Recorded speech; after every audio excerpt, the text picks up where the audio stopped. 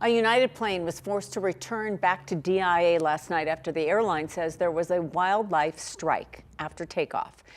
Video shared by witnesses shows a plane with flames shooting out of the right engine. The plane landed safely back in Denver. No one was hurt. Everybody just got on another flight a few hours later.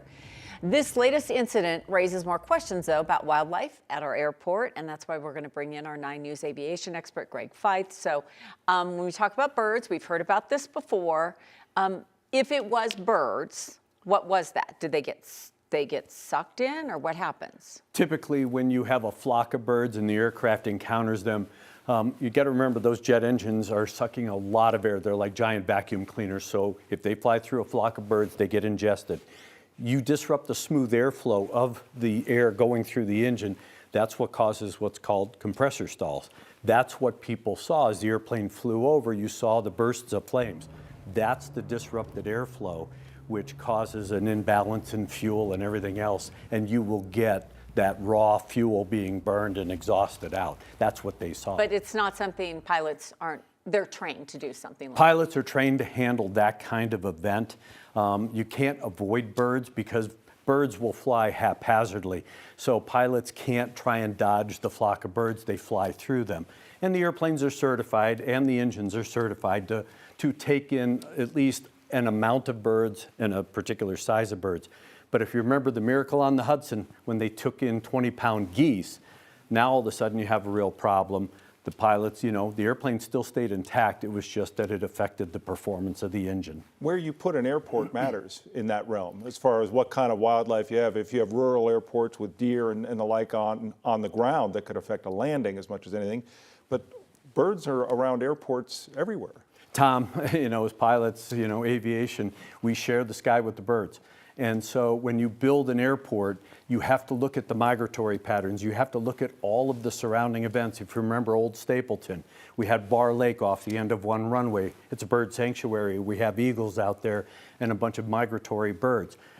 Here, unfortunately, I coined it Mount Trashmore, but we have a landfill right near the airport. Landfills always attract birds. So yes, you bring up a very good point, and that's what planners have to really look at. There are a lot of ways to mitigate birds. LaGuardia, perfect example with Miracle on the Hudson. They use cannons, they use dogs to try and chase the birds out. But we also had an unfortunate accident in South Korea with Jeju Airlines, where the airplane was on the approach, flew through a flock of birds. That caused a performance problem with the engines, and by the time the pilots were able to get the airplane back to the airport, unfortunately, they couldn't make a successful landing. There's not much they can do, right? I mean, at this point, we are as well defended as we can do against birds? Right now we are. They're trying to come up with technology. They've been developing ultrasonic technology that would be emitted from the aircraft or even from the ground in the local area of an airport to try and scare the birds, but birds adjust to that. They use flashing lights. They use a variety of different things, but birds are birds. They're haphazard. They fly in a variety of different directions. We as pilots are always trained that if you encounter birds in the air, that the birds typically will dive, so you want to try and pull up, but you can't be yanking and banking the airplane all over the sky, especially a large transport airplane.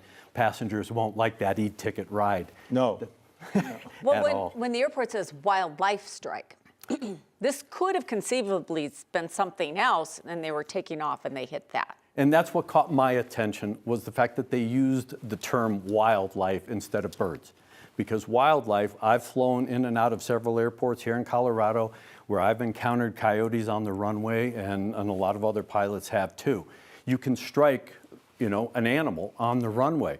There's a point that pilots, it's a go, no-go decision where you don't have enough runway to stop. So if you hit something, you keep flying. So if they did strike a coyote or some animal on the run, they have to fly and bring the airplane back around. So it's interesting that they use term wildlife and not a bird strike. Well, hopefully there'll be more information forthcoming, but thanks for shedding some light on it for the rest of us who sit in 31E. What was that? You don't see what you get to see. You just feel the effects in 31E. Yes. Greg, it's good to see you. Thank you very much.